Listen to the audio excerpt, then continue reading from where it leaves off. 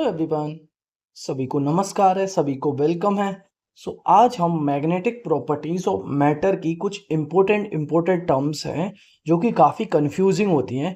आज उनको डिस्कस करने वाले हैं, उसका फिजिकल मीनिंग क्या होता है और उससे रिलेटेड क्या क्या क्वेश्चन बन सकते हैं। और कई बार इंटरव्यू वगैरह में ये इस टाइप की बेसिक डेफिनेशन वगैरह पूछ लेते हैं, और इससे रिलेटेड हम कुछ सॉल्व एग्जाम्पल करेंगे जिससे हमारी बेसिक अंडरस्टैंडिंग और अच्छी होगी, और उसके बाद कुछ अनसॉल्व प्रॉब्लम करेंगे। हम स्टार्ट करते हैं अपने आज के लेक्चर को, जो कि बहुत इंपॉर्टेंट है। सबसे पहले हम पढ़ेंगे इंटेंसिटी ऑफ मैग्नेटाइजेशन क्या होता है। ये सब चीज़ें बहुत इंपॉर्टेंट है, क्योंकि ये सब चीज़ अगर हमें आती है ना तो हमारे बेसिक्स वगैरह अच्छे हो जाएंगे। इंटेंसिटी ऑफ मैग्नेटाइजिंग फील्ड या फिर मैग्नेटाइजिंग फोर्स इसको कहते हैं। और इसके बाद कहते हैं इंटेंसिटी ऑफ मैग्नेटाइजेशन मींस कोई मटेरियल कितना मैग्नेटाइज हुआ है। इंटेंसिटी ऑफ मैग्नेटाइजिंग फील्ड या फिर मैग्नेटाइजिंग फोर्स मींस बाहर से कोई एक्सटर्नल मैग्नेटिक फील्ड तुमने अप्लाई करी। अब एक्सटर्नल मैग्नेटिक फील्ड अप्लाई करी तो कोई मटेरियल कितना मैग्नेटाइज हुआ वो हमें बता था, मैग्नेटाइजेशन। फिर तीसरा होता है ससेप्टेबिलिटी, मींस कोई मटेरियल कितना मैग्नेटाइज हुआ है वो हमें पता चलता है, ससेप्टेबिलिटी। फिर इसके बाद magnetic permeability, magnetic permeability means magnet total magnetic field inside a material divided by external magnetic field, उसको हम मैग्नेटिक परमेबिलिटी कहते हैं। फिर इसके बाद रिलेशन देखेंगे जिसमें बी, एच और आई देखेंगे, और इसके बाद हम रिलेशन देखेंगे ससेप्टेबिलिटी एंड परमेबिलिटी का।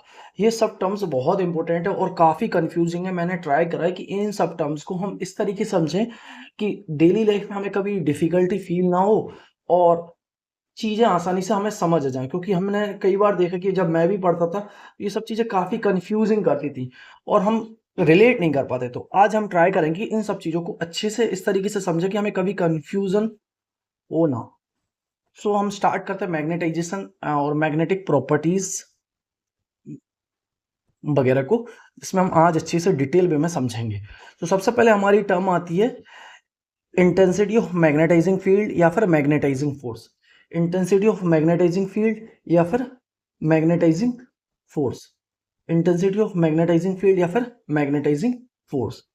हम इसको डिफाइन करते हैं, the strength of the field due to actual current to magnetise a material placed in the field is called magnetising force. Means जैसे हमारे पास जैसे ये हमारे पास मटेरियल है, जस्ट 1 मिनट। जैसे हमारे पास ये कोई मटेरियल है, ठीक है। अब बाहर से हम कोई एक्सटर्नल फील्ड लगाएंगे जिससे ये मटेरियल क्या हो जाए, मैग्नेटाइज हो जाए। तो हम इसको डिफाइन करते हैं इंटेंसिटी ऑफ मैग्नेटाइजिंग फील्ड या फिर मैग्नेटाइजिंग फोर्स को, the strength of the field due to actual current. The strength of the field means field की स्ट्रेंथ क्या होगी, due to actual current means जो actual current to magnetise a material, placed inside the field is called magnetizing force। Means किसी material को magnetize करने के लिए जो बाहर से एक्सटर्नल फील्ड लगाते हैं उसको हम इंटेंसिटी ऑफ मैग्नेटाइजिंग फील्ड या फिर मैग्नेटाइजिंग फोर्स कहते हैं। In a magnetising field the value of H is the ratio of magnetic induction to the permeability.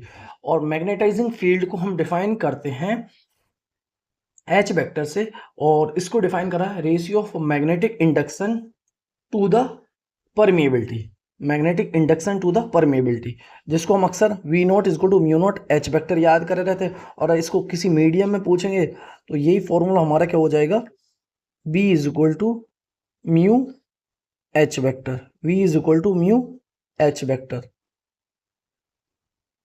किसी मीडियम और एयर या फिर फ्री स्पेस में V naught is equal to mu naught H vector, और medium में B is equal to mu H vector. और इसके बाद 1 ampere metre is equal to 4 pi into 10⁻³ ऑस्ट्रेड। ये यूनिट भी हमें याद रखना होगा क्योंकि न्यूमेरिकल में कई बार हम ये वैल्यू यूज करते रहते हैं। The value of H is independent of the medium, mean जो एच की वैल्यू है वो क्या है, इंडिपेंडेंट है मीडियम के। हमने इंटेंसिटी ऑफ मैग्नेटाइजिंग फील्ड या फिर मैग्नेटाइजिंग फोर्स को समझा, जिसको एच वेक्टर से डिफाइन करते हैं, जो कि हम जो बाहर से कोई एक्सटर्नल मैग्नेटिक फील्ड अप्लाई करते हैं जिससे कोई मटेरियल मैग्नेटाइज हो जाए, तो उसी को हम कहते हैं इंटेंसिटी ऑफ मैग्नेटाइजिंग फील्ड या फिर मैग्नेटाइजिंग फोर्स, जिसको हम किसी मीडियम में अगर डिफाइन करेंगे तो B naught is equal to mu naught H vector, और किसी मीडियम में so V is equal to mu H vector, और एच वैल्यू जो कि इंडिपेंडेंट होती है मीडियम से। दूसरी टर्म हमें जो कि डिस्कस करनी है, intensity of magnetising, intensity of magnetisation means बाहर से कोई मैग्नेटिक फील्ड अप्लाई कर, intensity of magnetising magnetic field, intensity of magnetising field या फिर मैग्नेटाइजिंग फोर्स। अब कोई मटेरियल कितना मैग्नेटाइज होगा, मीन्स तुमने बाहर से तो अपना कुछ काम कर दिया, अब वो मटेरियल, हर एक मटेरियल की डिफरेंट डिफरेंट प्रॉपर्टी थी, कोई मटेरियल ज्यादा मैग्नेटाइज हो जाता है, कोई मटेरियल कम मैग्नेटाइज होता है। तो अब उसी फैक्टर को पता करने के लिए कि कोई मटेरियल कितना मैग्नेटाइज हुआ है, उसी को हम डिफाइन करते हैं intensity of magnetisation. When a magnetic material, when a magnetic substance is placed in a magnetic field, the material acquires a magnetic moment। तो मटेरियल क्या करता है, एक्योर करता है मैग्नेटिक मोमेंट। जब किसी मैग्नेटिक सब्सटेंस को प्लेस करते हैं मैग्नेटिक फील्ड में, तो मटेरियल एक्योर करता है मैग्नेटिक मोमेंट को, और हम magnetic moment per unit volume of the substance उसी को डिफाइन करते हैं इंटेंसिटी ऑफ मैग्नेटाइजेशन। मींस जैसे हम किसी मटेरियल को प्लेस करते हैं मैग्नेटिक फील्ड में, तो मटेरियल एक्योर करता है मैग्नेटिक मोमेंट को, और magnetic moment per unit volume of the substance को हम डिफाइन करते हैं intensity of magnetisation. Intensity of magnetisation, let M be the total magnetic moment of the volume V. So intensity of magnetisation I is equal to magnetic dipole moment per unit volume, या फिर इसको हम pole strength के term में भी define कर सकते हैं। जैसे मैं देखो बताता हूँ, intensity of magnetisation is magnetisation per unit volume, और इसको डिफाइन करते हैं magnetisation, magnetic dipole moment is pole strength divided by length, and volume हम क्या लिख सकते हैं, एरिया इनटू 2L। सो 2L से 2L कैंसिल हो जाएगा। सो इंटेंसिटी को हम मैग्नेटाइजेशन पर यूनिट वॉल्यूम या फिर pole strength per unit area भी डिफाइन करते हैं, जिसको हम इंटेंसिटी ऑफ मैग्नेटाइजेशन आई बोलते हैं। कई बार कई बुकों में इसको कैपिटल एम से भी डिनोट करते हैं, तो कंफ्यूज ना हो इंटेंसिटी ऑफ मैग्नेटाइजेशन, बट मतलब बेसिक नोटेशन तो यही होना चाहिए, क्योंकि एम हमारा क्या मैग्नेटिक मोमेंट है। तो कई बार कंफ्यूज ना हो इसलिए मैं आपको बता रहा हूँ कि आई और एम कई बार इंटेंसिटी ऑफ मैग्नेटाइजेशन या फिर एम से भी डिनोट कर रहे होते हैं, और इसकी यूनिट एम्पेयर पर मीटर। अब एक और चीज और है, एच की भी यूनिट जो हमने पढ़ा ना, इंटेंसिटी ऑफ मैग्नेटाइजिंग फील्ड या फिर मैग्नेटाइजिंग फोर्स, उसकी भी यूनिट एम्पेयर पर मीटर ही है। सो कई बार ये यूनिट्स हम क्वेश्चन में टर्म्स को आइडेंटिफाई करेंगे तो याद रखें कि इंटेंसिटी ऑफ मैग्नेटाइजेशन की भी यूनिट एम्पेयर पर मीटर और एच की भी unit ampere per metre, but H जब भी होगा तो उसमें लिख के देंगे मैग्नेटाइजिंग फील्ड। और इंटेंसिटी ऑफ मैग्नेटाइजेशन मींस कोई मटेरियल जब किसी एक्सटर्नल मैग्नेटिक फील्ड में रखते हैं तो वो कितना मैग्नेटाइज हुआ उसको डिफाइन करते हैं intensity of magnetisation. So the intensity of magnetisation may be defined as a pole strength per unit area. So intensity of magnetisation को हम डिफाइन करते हैं pole strength per unit area. अब इसके बाद अगली टर्म है मैग्नेटिक ससेप्टेबिलिटी। मैग्नेटिक ससेप्टेबिलिटी का अगली टर्म है हमारी मैग्नेटिक ससेप्टेबिलिटी का। The ratio of magnitude of intensity of magnetization to that of magnetizing field is called magnetic susceptibility। Ratio देखो, अब जैसे कोई मटेरियल है, उस मटेरियल को अगर किसी एक्सटर्नल मैग्नेटिक फील्ड में रखेंगे तो उसके पास दो फील्ड होंगी, एक magnetic field due to external plus एक फील्ड जो कि मटेरियल के अंदर जनरेट हुए, जिसको हम मैग्नेटाइजिंग फील्ड, मैग्नेटाइजेशन मींस एक फील्ड जो एक्सटर्नल और एक फील्ड जो मटेरियल के अंदर मैग्नेटिक प्रॉपर्टीज के कारण जनरेट हुई है। सो हम मैग्नेटिक ससेप्टेबिलिटी को डिफाइन करते हैं ratio of magnitude of intensity of magnetisation to that of, एक मिनट, मैग्नेटिक ससेप्टेबिलिटी हमें बताता है कि कोई मटेरियल कितना मैग्नेटाइज हुआ है, मींस उसकी हर एक मटेरियल की डिफरेंट प्रॉपर्टी को, कोई मटेरियल ज्यादा मैग्नेटाइज होगा, कोई मटेरियल कम मैग्नेटाइज होगा। तो मैग्नेटिक ससेप्टेबिलिटी को डिफाइन करते हैं the ratio of the magnitude of intensity of magnetisation to that of magnetising field. जैसे ये मटेरियल है, अब इस पे तुमने बाहर से एक्सटर्नल फील्ड अप्लाई करा, बाहर से कोई एक्सटर्नल मैग्नेटिक फील्ड अप्लाई करा, ठीक है। तो अब और कुछ मटेरियल ज़्यादा मैग्नेटाइज हो जाएंगे, कुछ मटेरियल कम मैग्नेटाइज हो जाएंगे। तो हम ससेप्टेबिलिटी को डिफाइन करते हैं, I intensity of magnetization divided by external magnetic field. So susceptibility का is equal to I by H. I susceptibility का is equal to I by H. So ratio of the magnitude of intensity of magnetization to that of magnetizing field is called magnetic susceptibility। और इसकी unit क्या, it is a scalar, ये scalar quantity है, no इसकी कोई no units and dimension, means इसकी ना तो कोई यूनिट्स है और ना ही कोई डायमेंशन है। और इसका फिजिकली रिप्रेजेंट्स, ये क्या रिप्रेजेंट करता है, फिजिकली रिप्रेजेंट करता है कि the easy with which a magnetic material can be magnetise, means कोई मटेरियल कितने इजीली मैग्नेटाइज हो गया है। फिजिकली रिप्रेजेंट करता है कि कोई मटेरियल कितने इजीली मैग्नेटाइज हो गया है। Physically represents the easy with which a magnetic material can be magnetise. अब large value of chi means susceptibility, large value of chi implies that the material is more susceptible, means large value of chi implies करता है कि material more susceptible है to the field है, means वो बहुत जल्दी magnetise हो जाएगा। और अगर किसी की वैल्यू ससेप्टेबिलिटी की वैल्यू कम है, मीन्स वो मटेरियल कम मैग्नेटाइज होगा। सो आई होप कि ये समझ आया होगा। मैग्नेटिक ससेप्टेबिलिटी इज लाइक कि कोई मटेरियल कितना मैग्नेटाइज हुआ है हमने जब एक्सटर्नल मैग्नेटिक फील्ड अप्लाई करी। किसी मटेरियल की ससेप्टेबिलिटी हाई है, मीन्स हम बोल सकते हैं कि वो मटेरियल जल्दी मैग्नेटाइज हो जाएगा। और किसी मटेरियल की मैग्नेटिक ससेप्टेबिलिटी कम है, मीन्स हम उससे बोल सकते हैं कि वो मटेरियल कम मैग्नेटाइज होगा। So ratio of the magnitude of intensity of magnetisation to that of magnetising field is called magnetic susceptibility. और इसकी मैग्नेटिक ससेप्टेबिलिटी का I is equal to I by H. It is a scalar quantity जिसका कोई dimension नहीं है ना कोई units है, और ये फिजिकली रिप्रेजेंट करता है कि कोई मटेरियल कितना इजीली मैग्नेटाइज हो जाता है। अगर ससेप्टेबिलिटी की वैल्यू हाई है मीन्स वो जल्दी मैग्नेटाइज हो जाएगा, ससेप्टेबिलिटी की वैल्यू कम है मीन्स वो धीरे से मैग्नेटाइज होगा। इसको एक एग्जाम्पल के थ्रू और मैं तीनों टर्म को डिफाइन कर सकते हैं, तो मैग्नेटाइजिंग फील्ड या फिर magnetising intensity of magnetising field या फिर मैग्नेटाइजिंग फोर्स इज लाइक, जैसे कोई क्लास में टीचर आता है, जैसे इसे एग्जांपल के थ्रू समझते हैं। जैसे कोई क्लास है, इसमें टीचर आता है, क्लास में टीचर आएगा, तो टीचर आएगा मींस और क्लास में लेक्चर डिलीवर करेगा, तो वो तुम्हारा क्या इंटेंसिटी ऑफ मैग्नेटाइजिंग फील्ड है या फिर मैग्नेटाइजिंग फोर्स है। अब उसके बाद स्टूडेंट कितना नॉलेज को गेन कर पा रहा है, वो तुम्हारा हो जाएगा इंटेंसिटी ऑफ मैग्नेटाइजेशन। वो तुम्हारा हो जाएगा इंटेंसिटी ऑफ मैग्नेटाइजेशन कि कोई स्टूडेंट कितना ग्रासअप कर पा रहा है, मीन्स कोई स्टूडेंट जल्दी से ज्यादा नॉलेज गेन कर पा रहा है, कोई स्टूडेंट कम चीजें समझ पा रहा है। अब इन सब का मैग्नेटिक ससेप्टेबिलिटी को डिफाइन कर देते हैं कि हर एक स्टूडेंट की एफिशिएंसी डिफरेंट होगी, मींस कोई मटेरियल कोई स्टूडेंट ज्यादा ग्रासअप कर जाएगा, कोई स्टूडेंट कम समझ पाएगा। तो मैग्नेटिक ससेप्टेबिलिटी हमें बता रहा है आई बाय एच, मींस कोई स्टूडेंट ज्यादा होशियार होते हैं तो उनकी मैग्नेटिक ससेप्टेबिलिटी ज्यादा है, कोई स्टूडेंट कम समझ पाते तो उनकी मैग्नेटिक ससेप्टेबिलिटी कम है।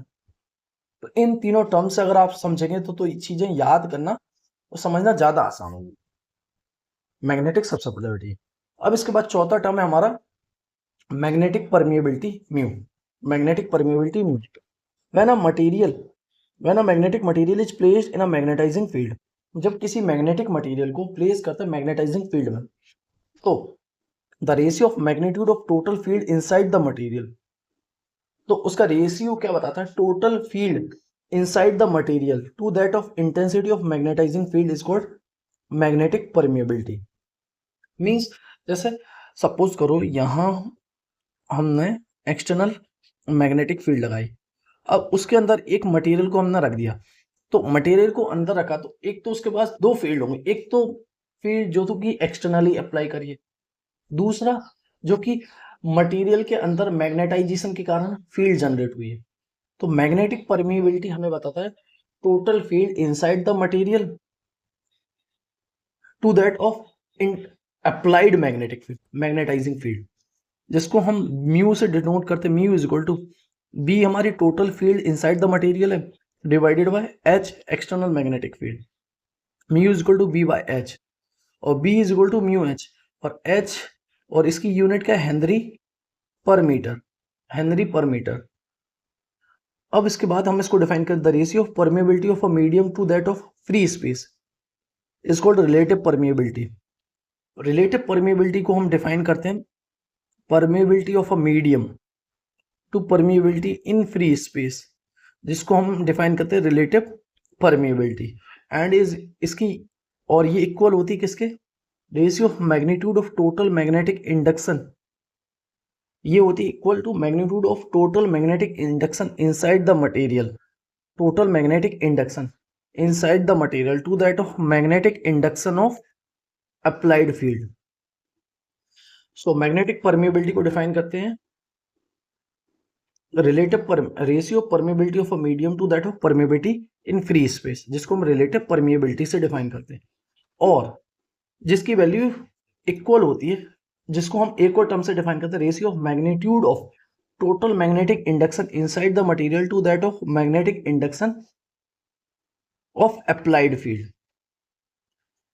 सो रिलेटिव परमेबिलिटी को हम दो तरीके से डिफाइन करते हैं, permeability of a medium to permeability of free space and total magnetic induction inside the material to that of magnetic induction of applied field, applied field. और इसके बाद इसकी ना तो कोई डायमेंशन है और ना ही कोई यूनिट्स है। अब इसके बाद अगला टर्म है relation between B H and I, relation between B H and I. Magnetic field inside a solenoid, हमें पता है magnetic field inside the solenoid, solenoid draw करता हूं।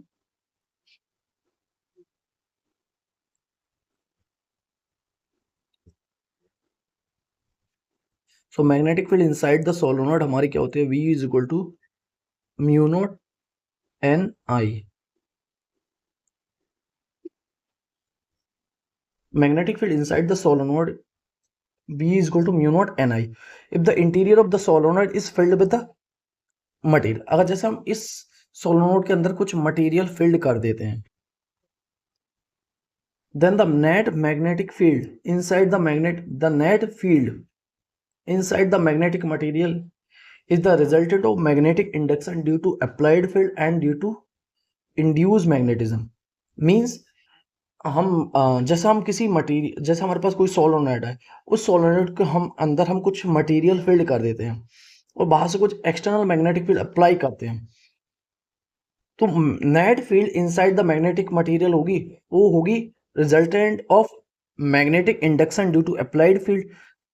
मैग्नेटिक इंडक्शन जो कि बाहर से अप्लाई करी गई है, प्लस इंड्यूस मैग्नेटिज्म, एक तो इंड्यूस मैग्नेटिज्म के कारण आएगी और एक ड्यू टू अप्लाइड फील्ड के कारण आएगी। सो हम नेट मैग्नेटिक फील्ड को डिफाइन करते हैं B is equal to V naught plus B I. But by the definition of intensity of magnetising field and intensity of magnetization, B naught हमारा क्या हो जाएगा, म्यू नॉट H वेक्टर, और intensity of magnetization क्या हो जाएगा, B I is equal to mu naught I. So हम तीनों को उठा के, इन दोनों वैल्यू को उठा के इसमें रखते हैं। सो हमारे पास ये निकल के आएगा B is equal to mu naught, B is equal to mu naught H plus I, H plus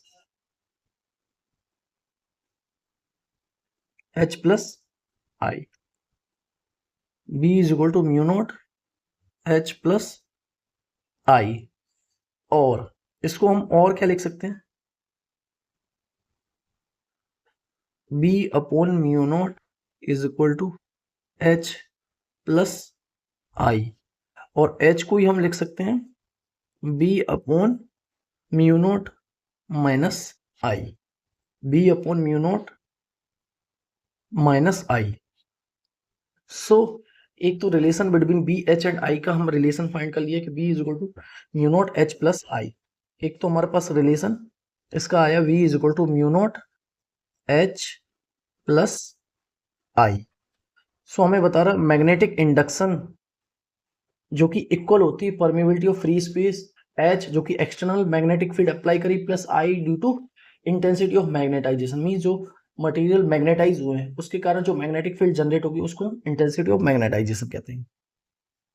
इसके बाद अगला टर्म है relation between relative permeability and susceptibility. Relation between relative permeability जो कि हमारा क्या है म्यू आर है, एंड ससेप्टेबिलिटी हमारा क्या है काई है। Relation between relative permeability and susceptibility, एक तो हमें पता है B is equal to mu naught H plus I है, और B by H is equal to mu naught, एक काई हम अभी डिफाइन करके I बाय एच से डिफाइन करते हैं, और म्यू को हम डिफाइन करके आए, म्यू को अभी हम डिफाइन करें हैं B बाय एच से, और एक और relation mu R is equal to mu upon mu naught. ये तीनों रिलेशन की हमें जरूरत पड़ने वाली है अभी रिलेटिव परमिएबिलिटी एंड ससेप्टेबिलिटी के रिलेशन को फाइंड करने के लिए। सो हम लिख सकते हैं, देखो मैं इसको ड्राइव करता हूं फिर से, V is equal to mu naught H plus I. So V is equal to mu naught H, और I की जगह हम देखो जस्ट 1 मिनट, मैं इसमें से क्या करता हूं H कॉमन ले लेता हूं, तो ये क्या हो जाएगा I बाय एच,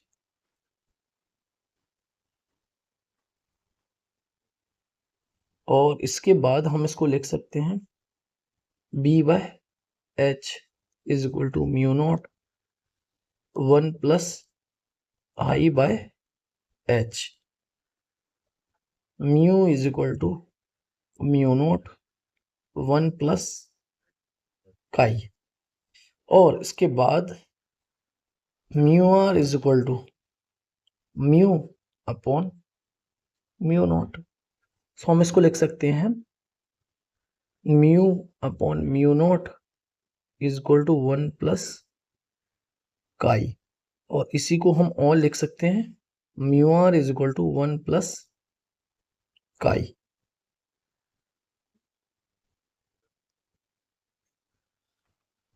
सो हमारे पास रिलेशन आ जाएगा रिलेटिव परमिएबिलिटी एंड ससेप्टेबिलिटी का, और ससेप्टेबिलिटी को हमने कैसे डिफाइन कर रखा है I is equal to I by H, और म्यू को हम डिफाइन कर रखे हैं परमिएबिलिटी को B बाय एच, या फिर परमिएबिलिटी इन म्यू आर को हम डिफाइन कर रखे एक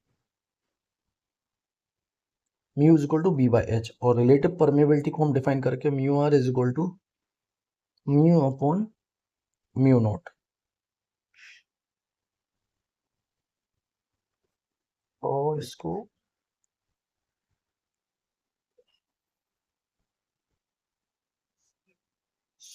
हमने ये basic terms intensity of magnetising field या फिर magnetising force, intensity of magnetising field या फिर मैग्नेटाइजिंग फोर्स, फिर इसके बाद इंटेंसिटी ऑफ मैग्नेटाइजेशन, फिर इसके बाद हमने समझा ससेप्टेबिलिटी को, फिर परमिएबिलिटी को, फिर इसके बाद relation between B H and I, and after that relation between magnetic permeability, relative permeability and susceptibility.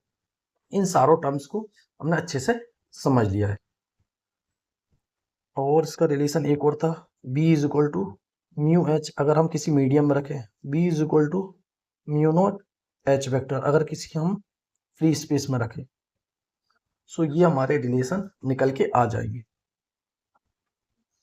सो हमने ये पांचों टर्म्स, 4 टर्म्स और 2 रिलेशन को अच्छे से समझ लिया। आई होप कि अब हमें कोई दिक्कत नहीं होगी।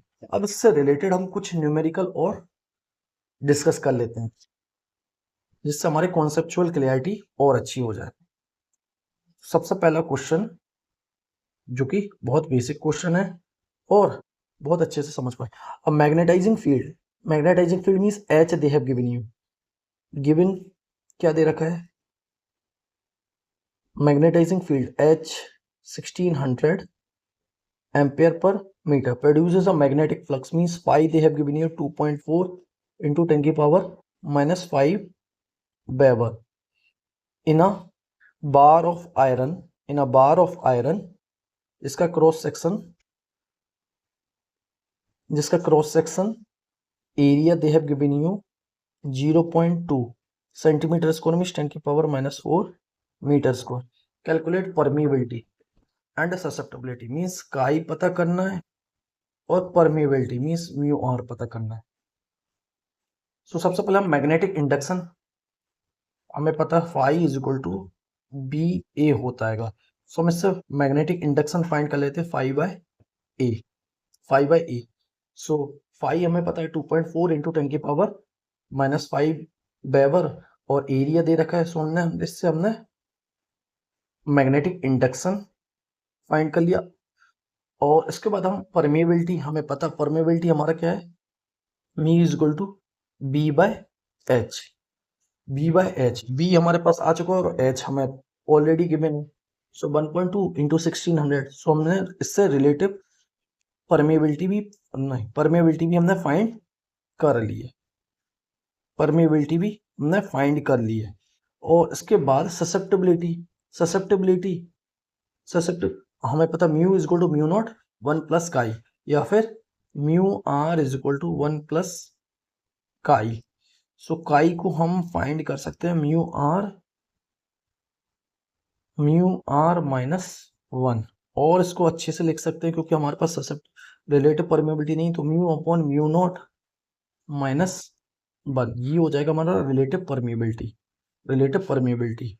सो chi is equal to mu, mu हमने ऑलरेडी क्वेश्चन में गिवन है, हमने फाइंड कर लिया है। परमेबिलिटी को हमने ऑलरेडी फाइंड किया 7.5 into 10⁻⁴, mu naught 4 pi into 10⁻⁷ minus 1।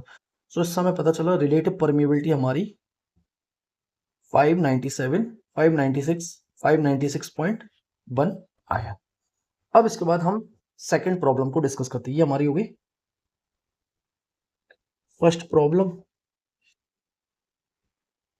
ये हमारी थी फर्स्ट प्रॉब्लम। अब हम चलते हैं अपनी सेकंड प्रॉब्लम। सेकंड प्रॉब्लम,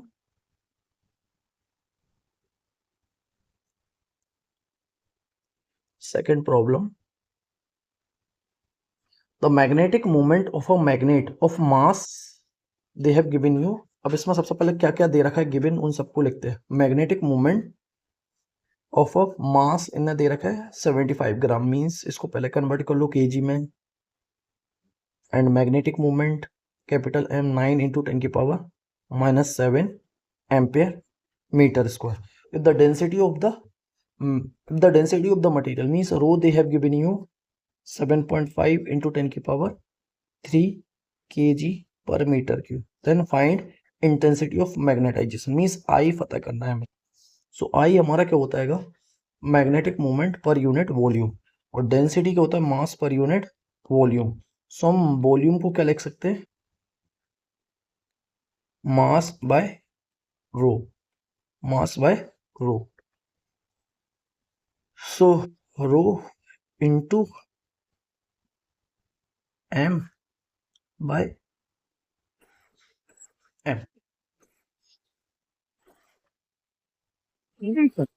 सो जस्ट अब हमें वैल्यू ही पुट करनी है। देखो I is equal to m by V, और सो डायरेक्ट जस्ट वैल्यू ही पुट करना है। सो ये वैल्यू पुट करी और ये आंसर आ गया। सो आई होप कि क्वेश्चन समझ आ गया होगा। थर्ड क्वेश्चन, हमारी third problem,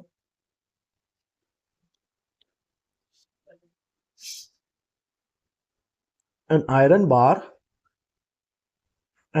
bar of length, length क्या क्या चीजें गिवन दे रखी है इनने, लेंथ दे रखी है 10 सेंटीमीटर मीन्स 10 इंटू 10⁻⁻2 मीटर।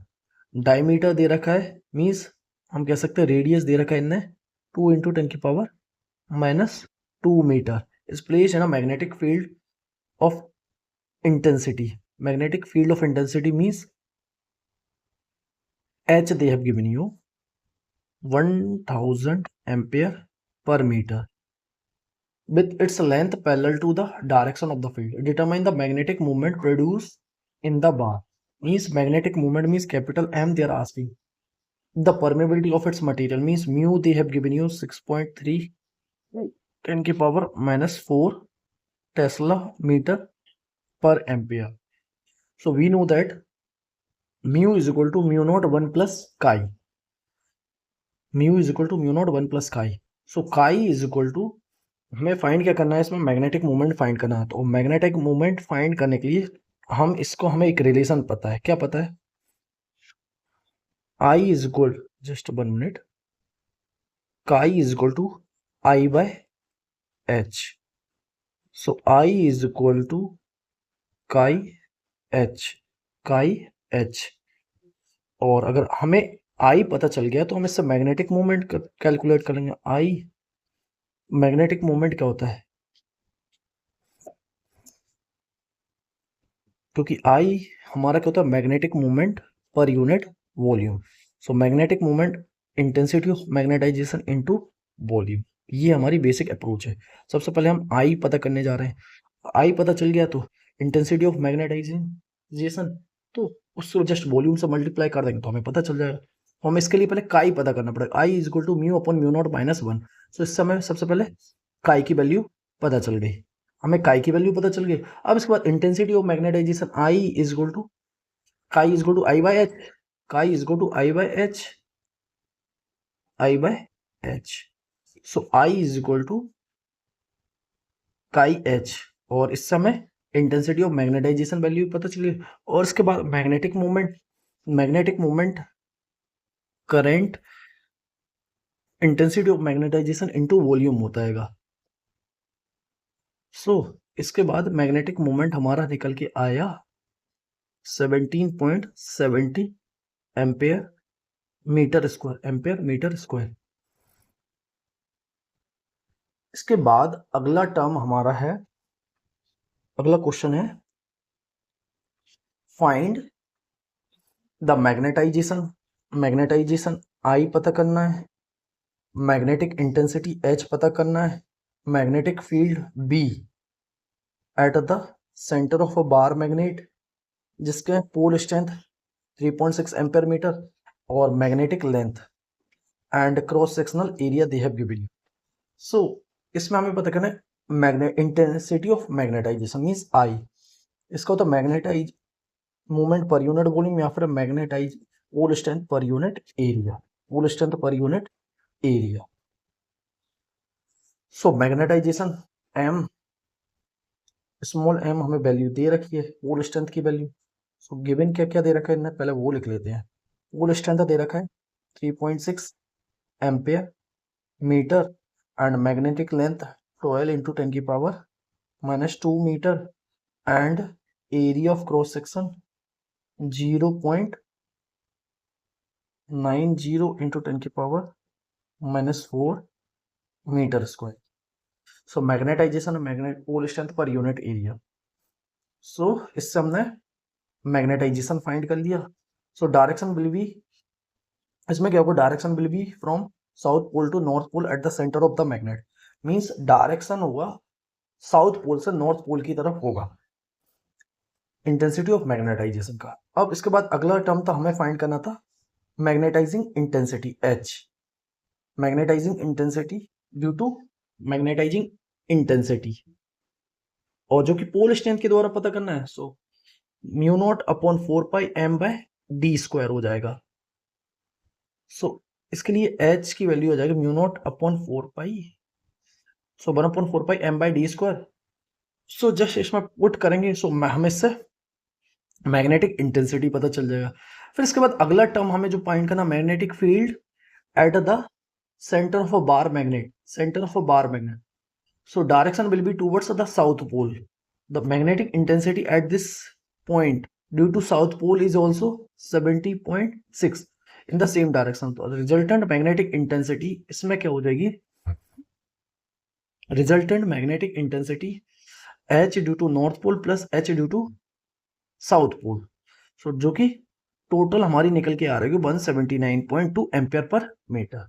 इसके बाद अगला था magnetic field at the centre, magnetic field at the centre B is equal, एक तो एक्सटर्नल मैग्नेटिक फील्ड और दूसरा intensity of magnetisation. So B is equal to 4 pi into 10 की पावर -7 एच वेक्टर, जो कि हमारा 4, एच की वैल्यू गिवन दे रखी है, हमने एच की वैल्यू निकाली और ये है 4 पाई, एच की वैल्यू 4 इंटू 10 की power 4 minus intensity of magnetisation जो कि हमारी 159.2। सो जब बी को कैलकुलेट करते हैं तो इसकी वैल्यू आ रही है 5 इंटू 10⁻⁻2 टेस्ला। और ये फील्ड किस तरफ है? Field towards north pole. Field is towards the north pole. और इसके बाद हम एक लास्ट क्वेश्चन और डिस्कस कर लेते हैं। Find the percentage increase in the magnetic field, find the percentage increase in the magnetic field when the space with in the current carrying toroid is filled with aluminium. Find the percentage increase in the magnetic field when the space between and the current carrying toroid is filled with aluminium. और इसके बाद इसकी susceptibility of aluminium काई दे रखी 2.1। Means सबसे पहले हम इसका means increase in magnetic percentage increase कितना होगा मैग्नेटाइजिंग फील्ड का, जिसमें ससेप्टेबिलिटी दे रखा है 2.1 into 10⁻⁻5। In the absence of aluminium, the magnetic field is V is equal to mu naught H vector, as the space inside the toroid is filled with aluminium. So field inside क्या हो जाएगी? V is equal to mu naught, actual में field inside जो होगी B is equal to mu naught H plus I, but इसको हम और modified करके लिख लेंगे B is equal to mu naught H 1 plus chi। अब इसके बाद पूछ कर रहा है increase in the field. So increase in the field हमें बताना है। सो इस पे हम बताएंगे increase in the field B minus B naught is equal to mu naught chi H vector, mu naught chi H vector.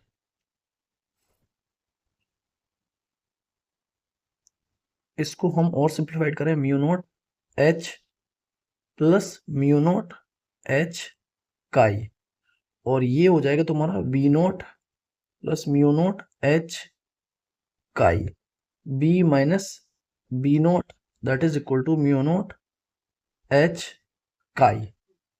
इसके बाद अब हमें परसेंटेज इंक्रीज पता करना है।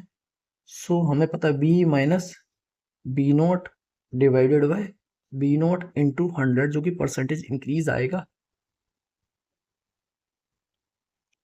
सो बी माइनस बी नॉट हमने पता कर लिया म्यू नॉट एच काई और म्यू नॉट एच।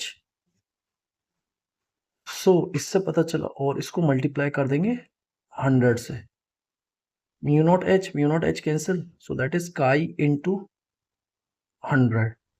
तो ससेप्टेबिलिटी काई की वैल्यू हमारी कितनी आई 2.1 into 10⁻⁻5 into 100। So that is comes out to be 2.1 into 10⁻⁻3। अब इसके बाद एक और प्रॉब्लम जो कि हम डिस्कस कर लेते हैं। एन आयरन रॉड जिसका एरिया कितना दे रखा हैगा 0.1 metre square area cross section is subjected to a magnetizing field H. They have given you 10⁻³ ampere per meter. Calculate its magnetic permeability, mu पता करना है, and susceptibility they have given you 599. So I think mu is equal to mu naught 1 plus chi. So इसमें directly हमें इसमें कुछ करना ही नहीं। mu is equal to mu naught की वैल्यू हमें पता है 4 पाई इंटू 10⁻⁻7, 1 प्लस काई इज 599। तो इसमें वैल्यू पुट करेंगे तो हमारी वैल्यू एक्चुअल में ये 7.54 इंटू 10⁻⁻4 टेस्ला पर एम्पियर मीटर निकल के आई। एक इसके बाद इसकी एक और प्रॉब्लम है जो कि बहुत इंपॉर्टेंट है, इसको और डिस्कस कर लेते हैं। और ये एक अच्छा प्रॉब्लम है। A toroid of mean circumference, toroid देखो मैं बताता हूँ, टॉरॉइड ऐसा होता है एक्चुअल में।